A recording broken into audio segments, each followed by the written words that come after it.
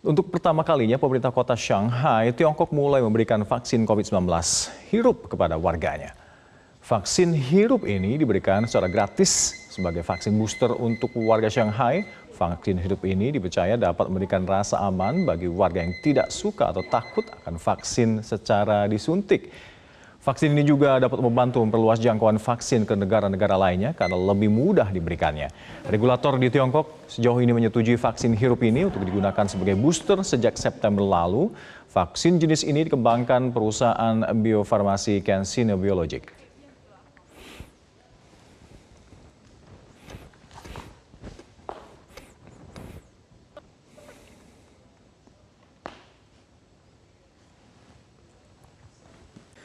Ratusan pengungsi Suriah menaiki truk secara konvoi di Lebanon untuk kembali ke negara mereka yang masih dilanda perang.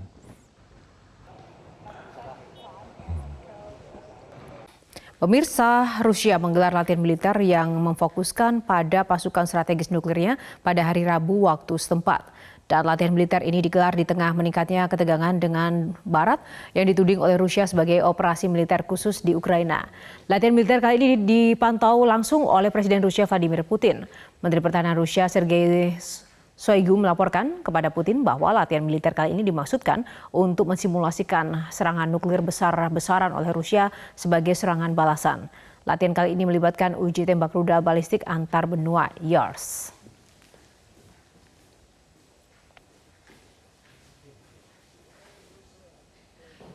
Kementerian Pertahanan Rusia mengklaim bahwa pasukannya telah menangkal 5 serangan beruntun dari Ukraina di wilayah Luhansk. Dan juru bicara Kementerian Pertahanan Rusia, Igor Konashenkov, menyatakan bahwa pasukannya telah menembakkan artileri serta serangan udara untuk memukul mundur pasukan Ukraina. Ia menambahkan bahwa pasukannya juga menghancurkan 5 tank serta 9 kendaraan lapis baja dari pasukan Ukraina. Sementara itu, Menteri Luar Negeri Taiwan Joseph Wu mengumumkan bahwa kabinetnya akan menyalurkan bantuan ke Ukraina untuk rekonstruksi infrastruktur.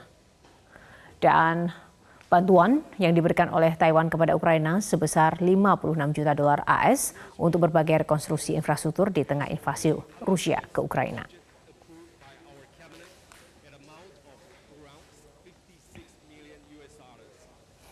Wakil Presiden Ma'ruf Amin menerima kunjungan Menteri Urusan Haji dan Umroh Arab Saudi Taufik Fauzan Muhammad Al-Rabiah di Istana Wakil Presiden. Dalam kesempatan ini, Ma'ruf Amin meminta penempatan tenda jemaah haji Indonesia di Mina dapat lebih dekat dengan lokasi lempar jumroh. Wakil Presiden Ma'ruf Amin mengungkapkan satu keluhan jemaat Indonesia pada saat melaksanakan ibadah haji adalah jauhnya jarak lokasi menginap dengan lokasi lempar jumroh di Mina. Ma'ruf menambahkan banyak jemaah haji Indonesia yang telah berusia lanjut sehingga fisiknya tidak sekuat jemaah haji dari negara lain yang umurnya relatif lebih muda.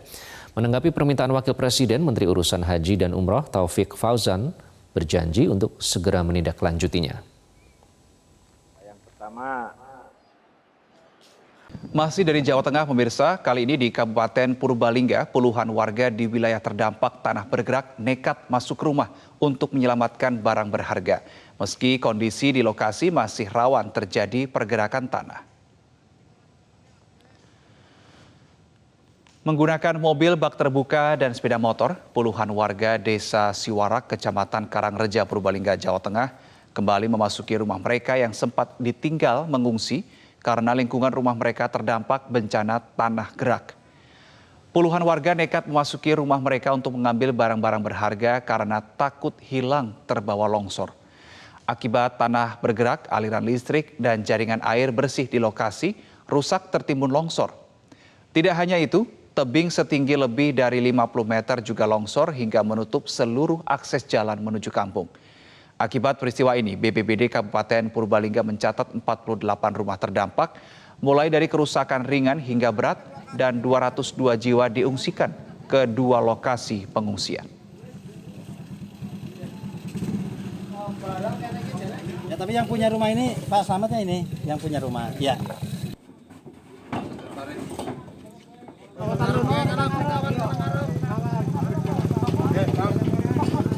Mau ke tempat saudara Pak. Kalau korban Lahan, sobirin. Ini semua harus diangkutin ya? Udah nggak bisa ditempati lagi Pak rumahnya Udah Pak? nggak bisa Pak, mobil aja aksesnya udah tertutup semua, ini gotongin sama warga semua. Oh, tanahnya juga masih gerak terus? Iya, semakin gerak. Anies Baswedan kian getol melakukan safari politik. Pada Rabu kemarin, Anies berkunjung ke Probolinggo, Jawa Timur untuk menemui pengasuh Pondok Pesantren Zainul Hasan Genggong, Kiai Haji Muhammad Hasan Mutawakil Allah, yang sekaligus Ketua MUI Jawa Timur. Anies Rashid Baswedan tiba di kediaman pengasuh pesantren Zainul Hasan Genggong di Pajarakan, Kabupaten Probolinggo, Jawa Timur tanpa didampingi pejabat ataupun tokoh partai. Anies kemudian menggelar pertemuan tertutup dengan pengasuh pesantren selama 1 jam. Setelahnya, mantan Gubernur DKI Jakarta itu ziarah ke makam pendiri pesantren, di mana Anies mengaku kunjungannya ke salah satu pesantren terbesar di Jawa Timur itu sebagai kunjungan biasa. Menurut Anies, pasca dipilih sebagai calon presiden tahun 2024 oleh Partai Nasdem, sejauh ini tidak ada persiapan khusus yang dilakukan. Kunjungan yang kian masif ke sejumlah daerah termasuk Pondok Pesantren Zainul Hasan Genggong sekedar menjaga silaturahim dengan berbagai pihak. Sementara itu, Kiai Haji Muhammad Hasan Mutawakil Allah mengatakan bahwa kunjungan Anies tidak direncanakan. Ketua MUI Jawa Timur ini mengaku juga membuka pintu bagi siapapun tokoh bangsa yang ingin bersilaturahmi ke pesantren. Usai kunjungan ke pesantren Zainul Hasan Genggong, Anies Baswedan langsung bertolak ke Jakarta melalui Bandara Juanda, Surabaya.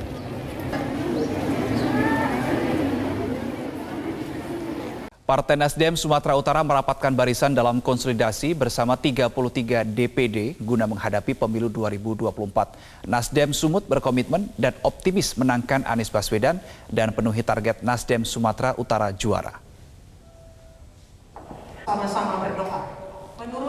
Beginilah suasana konsolidasi Partai Nasdem Sumatera Utara bersama 33 DPD yang digelar secara tertutup di kantor DPW Nasdem Sumatera Utara pada Rabu kemarin.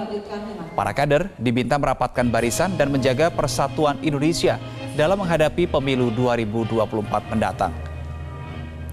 Ketua Dewan Pimpinan Wilayah Partai Nasdem Sumatera Utara Iskandar ST menyampaikan elektabilitas Partai Nasdem merangkak naik di Sumatera Utara pasca Anies Baswedan dimajukan sebagai calon presiden. Selain itu, Nasdem Sumatera Utara tetap optimis akan memenangkan pemilu 2024 dalam meraih target 200 kursi anggota dewan. Hingga kini tercatat lebih dari 40 calon legislatif yang sudah mendaftarkan diri ke Partai Nasdem untuk maju dalam kontestasi pemilu 2024.